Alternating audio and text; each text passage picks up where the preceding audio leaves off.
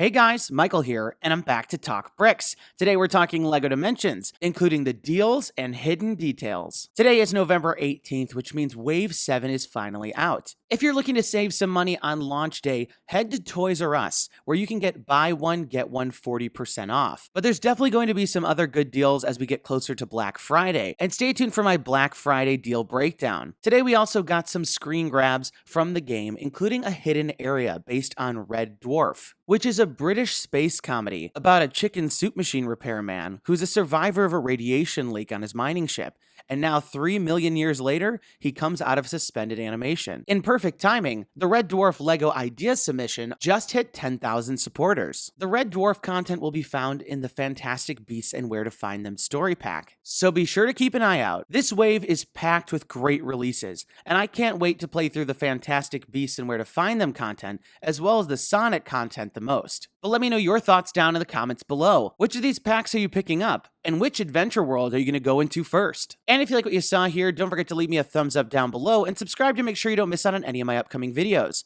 That's all the time we've got for today. Thanks and have a good one. Hey guys, Michael here. Click here to learn all about my LEGO Dimensions giveaway. And don't forget to subscribe.